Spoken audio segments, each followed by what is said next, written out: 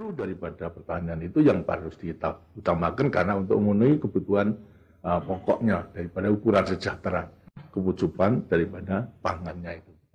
Assalamualaikum warahmatullahi wabarakatuh. Kami dari kelompok 3 akan menjelaskan materi dari mata kuliah Ekonomi Kelembagaan yang berjudul Kelembagaan Urusan Pangan dari Masa ke Masa dan Kebijakan Ketahanan Pangan yang disusun oleh pertama Ratih Saputri NPM 18 10 10 10 07, 2 Satria Cahya Gemilang NPM 18 10 10 10 56 dan yang ketiga Nurani Kus Anggraini NPM 18 10 10 10 97. Saya Ratih Saputri akan menjelaskan presentasi ini. Yang pertama, abstrak. Sejak kemerdekaan Indonesia sampai saat ini, tugas, kewenangan, dan organisasi kelembagaan urusan pangan selalu berubah-ubah. Perubahan tersebut sedikit banyak berpengaruh terhadap upaya mewujudkan ketahanan pangan nasional. Selama Orde Baru, Lembaga Pangan Badan Urusan Logistik atau Bulog relatif berhasil dalam menstabilkan harga pangan pokok, walaupun Bulog tidak berbentuk badan usaha. Politik pengelolaan pangan yang mempengaruhi pencapaian ketahanan pangan seperti pada masa krisis ekonomi 1998. Intinya lembaga pangan juga tidak secara tegas diatur dalam Undang-Undang Nomor 7 Tahun 1996. Sejak Bulog menjadi badan usaha milik negara berbentuk perusahaan umum tahun 2003, Bulog terus berupaya untuk menstabilkan harga pangan pokok, tapi masih tidak mampu menurunkan dan menstabilkan harga pangan pokok di luar beras. Tadi ini merupakan penelitian kualitatif dengan metode deskriptif analisis. Data sekunder dari berbagai referensi yang relevan dikumpulkan dan dianalisa guna menjawab permasalahan. Dari hasil analisis antara lain disimpulkan bahwa pemerintah memang sudah menetapkan lembaga urusan pangan seperti Bulog, tetapi masih belum terkoordinasi antar lembaga padahal urusan pangan bersifat lintas sektor. Salah satu dampaknya adalah masih mahalnya harga sebagian besar komoditas pangan pokok di masyarakat. Mata rantai tata niaga yang cukup panjang juga menjadi penyebab tidak tercapainya ketahanan pangan nasional. Yang selanjutnya, metode penelitian. Pada jurnal ini dilakukan penelitian kualitatif dan metode yang digunakan adalah deskriptif analisis. Tujuan penelitian kualitatif ini untuk mengkaji dan menjawab permasalahan ketahanan pangan dikaitkan dengan perkembangan pangan dari masa ke masa. Teknik analisis data yakni dengan menggunakan konsep kerangka berpikir sebagai alat analisa. Selanjutnya, hasil dan pembahasan. Yang pertama, masa Presiden Soekarno. Presiden Soekarno membentuk Panitia Agraria Yogyakarta pada 21 Mei 1948 yang bertanggung jawab menangani kebijakan pangan dan membentuk Jabatan Pengawasan Makanan Rakyat dan Yayasan Bahan Makanan atau yang disebut dengan BAMA. Kemudian kedua lembaga ini diganti dengan Yayasan Urusan Bahan Pangan dan YB2P serta menerapkan program swasembada beras tahun 1953 sampai 1956. Kemudian dimasukkan komoditas jagung sebagai pengganti kelangkaan beras sejak tahun 1963. Mulai tahun 1964, Presiden Soekarno menerapkan kebijakan pasca usaha tani dan sentra padi yang berisi pertama penggunaan bibit unggul, kedua pengolahan tanah yang baik, ketiga pemilihan pupuk yang lengkap, tepat dan baik, keempat pengendalian hama dan penyakit tanaman, kelima pengairan atau irigasi yang baik. Namun program sentra padi tersebut gagal karena berbagai hal. Yang kedua, masa Presiden Soeharto. Pada 14 Mei 1967 membubarkan Badan Pangan Lama dan membentuk Badan Urusan Logistik atau yang disebut dengan Bulog sesuai Kepres nomor 272 tahun 1967. Status hukum Bulog yakni sebagai lembaga pemerintah non-departemen atau LPND. Bulog difungsikan sebagai agen pembeli beras tunggal dengan fokus pada upaya menjaga ketahanan pangan Indonesia melalui dua mekanisme yang terdiri dari yang pertama stabilisasi harga beras dan yang kedua pengadaan bulanan untuk PNS dan TNI atau Polri. Bulog mengalami reorganisasi dan restrukturisasi sejak dikeluarkannya Kepres nomor 11 tahun 1969. Dari tahun 1969 sampai 1997 tugas dan kewenangan Bulog semakin bertambah dengan mengurusi komoditas pangan lainnya.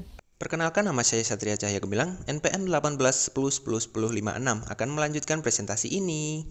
Pada periode 70-an sampai 80-an, pemerintah Soeharto membangun infrastruktur pertanian berupa waduk, bendungan, dan irigasi. Strategi kebijakan pangan yang dilakukan pada pemerintah Soeharto yakni membangun pabrik-pabrik pupuk, kemudahan peminjaman untuk modal petani, menjamin pemasaran produk pertanian, dan memperkenalkan manajemen usaha tani seperti panca usaha tani, Bimas, operasi khusus, dan intensifikasi khusus. Dari kebijakan ini, Indonesia menjadi negara yang terbaik di Asia dalam hal budidaya padi. Selama 20 tahun, harga bahan pangan bahkan tetap pada kondisi yang stabil tanpa adanya pelonjakan harga loh. Namun, penandatanganan Letter of Intent antara pemerintah Indonesia dengan IMF membuat peran Bulog berkurang secara drastis dan hanya diberikan wewenang untuk mengurus komoditas beras dan gula pasir. Ini membuat harga selain komoditas di luar beras dan gula pasir melonjak tinggi. Masa Presiden B.J. Habibie. Pada masa Presiden B.J. Habibie, Bulog masih dipertahankan dan kewenangannya sesuai dengan Kepres nomor 19 tahun 1998.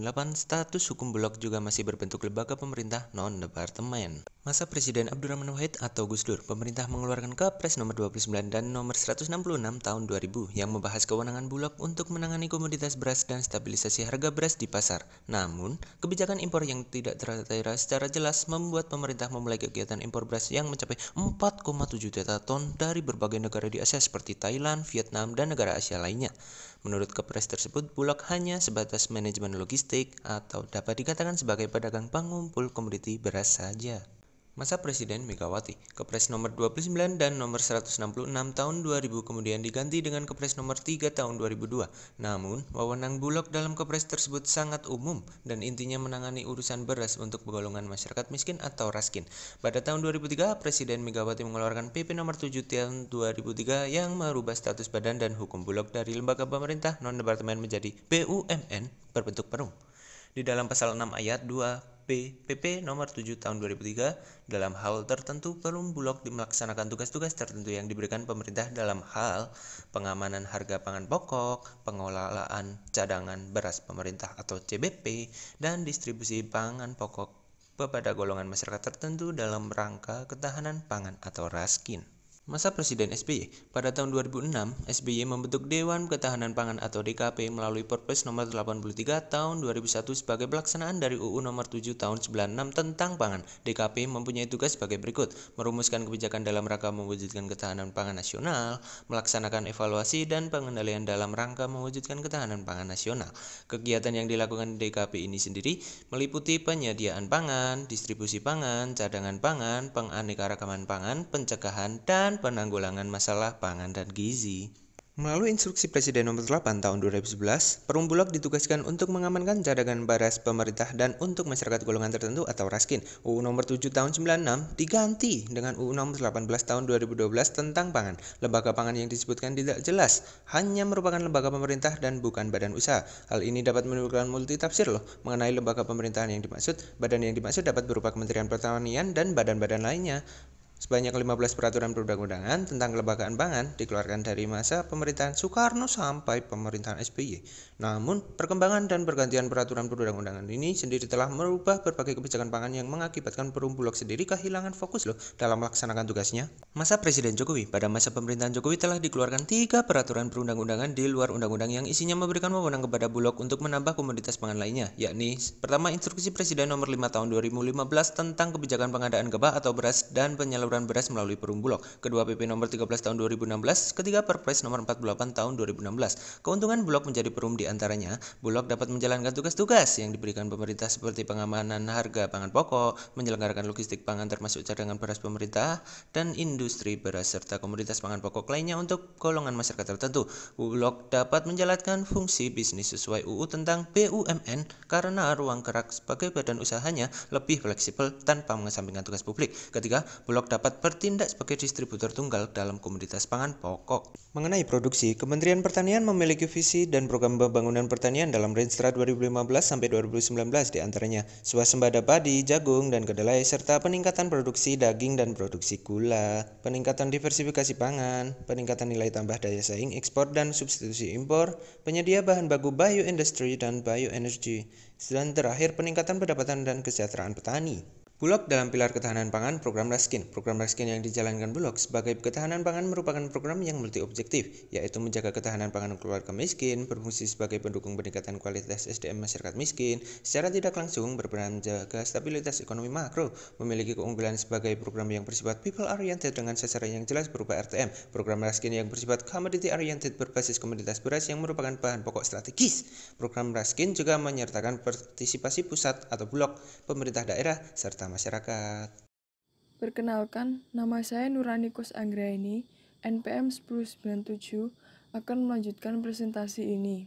Pengadaan gabah atau beras dalam negeri, pilar ketersediaan.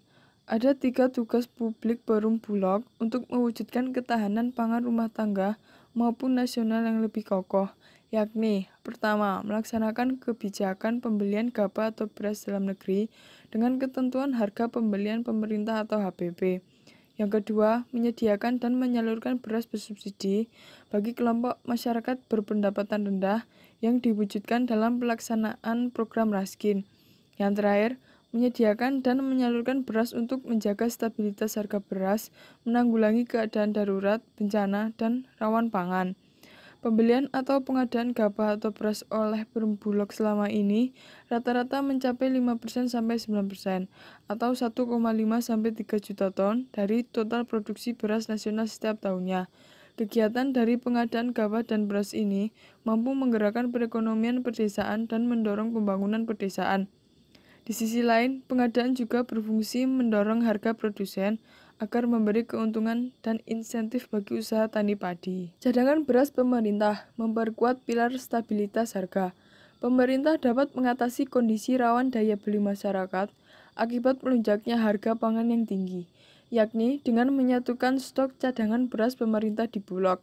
Cadangan beras pemerintah yang ada setiap saat dan di setiap tempat akan menciptakan stabilitas pasokan dan stabilitas harga pangan. Sinergi antara Bulog, Kementerian Pertanian, dan Kementerian Perdagangan. Dalam implementasi stabilitas harga pangan, diperlukan adaptasi terhadap sistem dan kebijakan non-pangan yang berlaku di Indonesia. Sebab kebijakan non-pangan akan ikut menentukan keberhasilan operasional kelembagaan pangan, seperti Perum Bulog, Kementerian Pertanian, dan Kementerian Perdagangan yang secara langsung mengelola sektor pangan.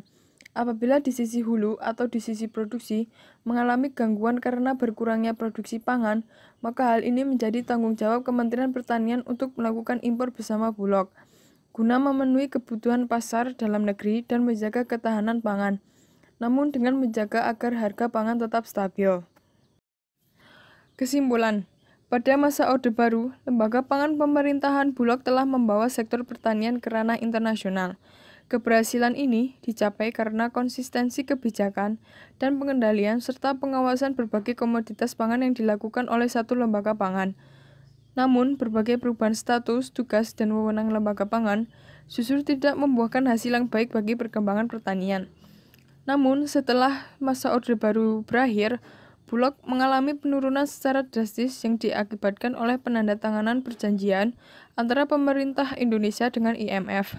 Kemudian dikeluarkan Undang-Undang Nomor 7 Tahun 1996 yang intinya bahwa pemerintah bertanggung jawab menjaga ketahanan pangan dan tidak dijelaskan secara spesifik.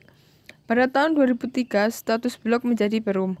Namun, Bulog masih mengalami ketidakjelasan tugas dan fungsi yang tegas. Ini membuat Bulog kesulitan untuk menjaga stabilitas harga komoditas pangan pokok. Kelebihan dan kekurangan jurnal. Kelebihan, yang pertama, penjelasan jurnal disampaikan secara baik dan jelas. Kemudian, materi yang disampaikan sangat detail dan lengkap, dan cukup untuk membuat para pembaca memahami setiap isi subbab. Kekurangan, yang pertama, terdapat pengulangan paragraf dari subbab satu ke subbab lain. Kemudian, kekeliruan dalam mengetik huruf dan kata. Dan terdapat penjelasan yang diulang-ulang dalam satu paragraf, sehingga membuat kesan jumlah lembar jurnal terlalu banyak. Saran, pembahasan pada jurnal sudah disampaikan secara baik dan lengkap, namun akan lebih baik apabila penjelasannya lebih runtut, karena terdapat paragraf yang letaknya tidak tepat dan membuat penjelasan dari subbab tidak runtut, serta perlu perbaikan atas kesalahan penulisan dalam penempatan huruf pada suatu kata. Terima kasih kepada kalian yang sudah menonton, like jika kalian suka video ini, dan tinggalkan pertanyaan ataupun komentar di bawah ya. Sampai jumpa. Majulah.